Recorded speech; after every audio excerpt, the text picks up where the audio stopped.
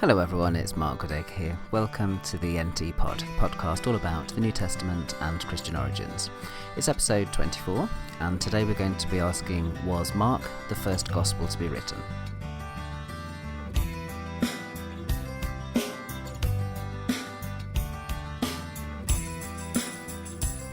In the previous episode of the NT Pod, we looked at the synoptic problem and looked at the fact that the synoptic problem is the name that scholars give to the whole puzzle about the relationship between Matthew, Mark and Luke, the synoptic gospels.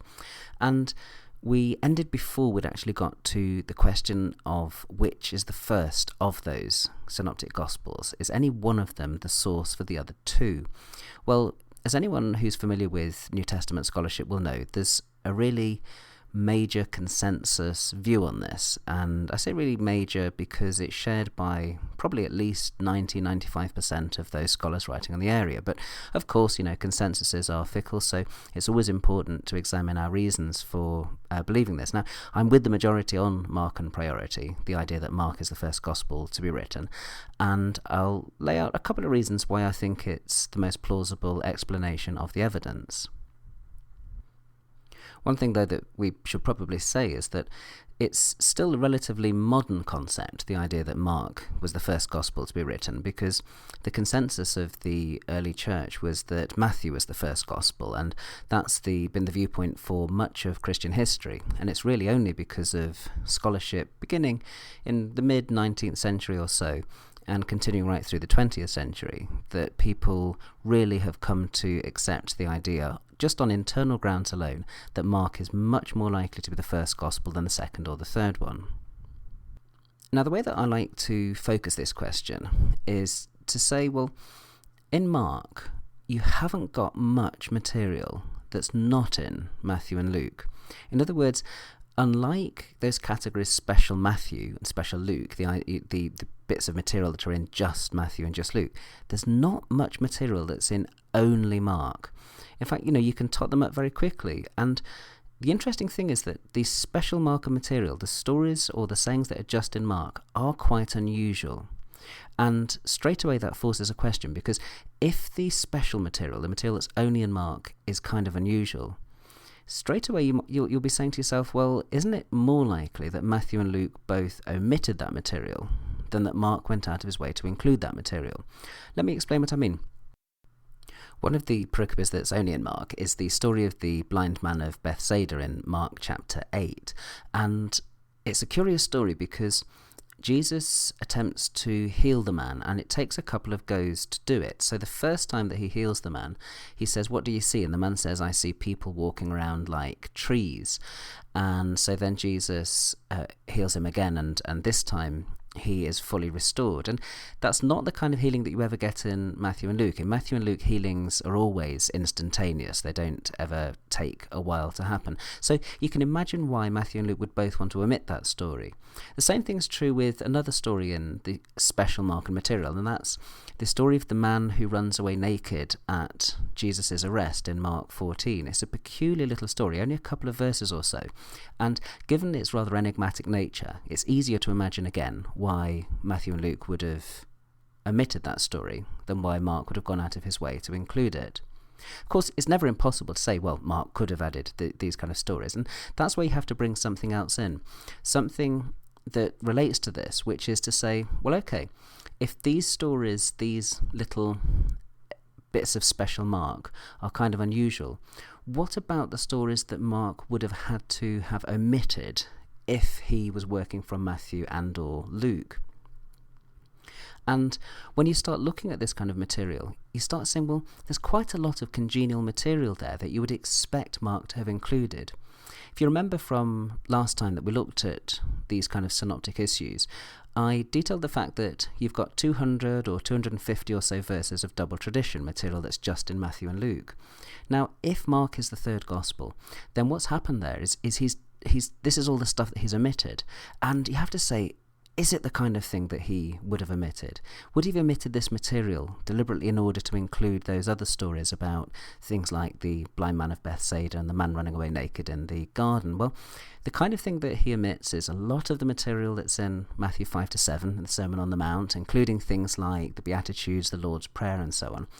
And he omits a lot of the kind of parable material from Matthew and Luke, which we know that Mark kind of likes. I mean, he's very fond of parable material in his gospel. So it's not impossible that he did this, but as you start to think about it, the idea that Mark was the third gospel to be written causes a kind of problem in getting a feel for what the kind of profile of Mark as a redactor, as an evangelist is. Because if Mark has gone out of his way to add a few odd stories and expand some of the other stories, and then at the same time omit so much really kind of good, juicy material, you have to say, well, what kind of person is this? And can we find a really good way of understanding what he's done? Because, you know, in antiquity, if you were trying to create an epitome, trying to sort of summarize the content that you've got in a couple of other books, I think you would do it in a different way from the way that Mark seems to have gone about doing it. So I think the relationship between the additions and omissions that would have to be the case if Mark were the third gospel, that kind of profile that you have to sort of build up if Mark was third, it's such an implausible looking kind of profile that you have to say it's much more likely that he was the first gospel and not the second or the third. Now that, of course, isn't the only argument in favour of Mark and priority. One of the ones that gets used a lot in the literature is that Mark is the one that often has the harder reading when you set Mark alongside Matthew and Luke. So, for example, in Mark 6:5, at the end of the rejection at Nazareth story, he has there's a moment where the narrator says that he could do no mighty work there except that he healed one or two people, and he was amazed at their unbelief. And people focus on the fact that Mark says he could do no mighty work there, which might seem to limit Jesus' power. And in the Matthean parallel in Matthew 13, you have he did no mighty work there. He chose not to do a mighty work there. It's not a hugely persuasive argument, but roughly speaking, I think it just kind of pushes us in the direction of Mark and priority, rather like the way that when the rich young ruler comes to Jesus in Mark chapter 10, and he says, "Good teacher," and Jesus responds in Mark, he says, "Why do you call me good? No one's good but God alone." And then you compare that with Matthew, and in Matthew's gospel, it's not, "Why do you call me good?" It's, "Why do you ask me about what's good?" And you have to say, is it more likely there that Mark has changed the Matthean wording there, or that Matthew's changed the Markan wording? So it's another example of a slightly harder reading in Mark as compared to the other gospels, and in this case, particularly Matthew, because Luke does have a similar reading there to Mark. So the harder reading argument, it might tell a little bit in favour of Mark and priority. Another argument which might tell in favour of Mark and priority is that both Matthew and Luke seem much more explicit about the events of 70. It looks like Matthew and Luke are really quite clear in the way that they have Jesus prophesying the destruction of Jerusalem in 70. So as compared to Mark, I think one could say that Matthew and Luke seem more clearly in that category, clearly to be post-70. And there are other things as well. I mean, one of the things which I think persuades me that Mark makes much better sense as the first gospel is that there's something rather raw and energetic about the way that Mark writes. It's, if you like, it's the most oral of the gospels. It's the one that has the most colloquialisms, the one that has kind of broken sentences. It's the one that repeatedly has and. It's the one that has the historic present, so that you have Jesus says instead of Jesus said. It's the one which has immediately. So there's a real kind of exciting energy there in Mark's gospel, a very oral, colloquial feeling kind of gospel. The kind of thing that makes a lot better sense as the first gospel of the three synoptics, the one that's drawing together lots of that material from the oral tradition, rather than the one that is somehow gathering together in a literary way the different strands from Matthew and Luke. You see, the Griesbach hypothesis, which sees Mark as the third gospel, is actually in its own way quite a literary sounding hypothesis, because it suggests that what Mark is doing is just comparing and contrasting Matthew and Luke and trying to draw together the strands of where they agree and where they disagree. And that kind of conflation doesn't make very good sense of that kind of energy that's there in Mark. So in other words, it's something about the profile of Mark the evangelist, the profile of Mark the redactor, that does make better sense on the assumption that Mark is the first gospel and not the third.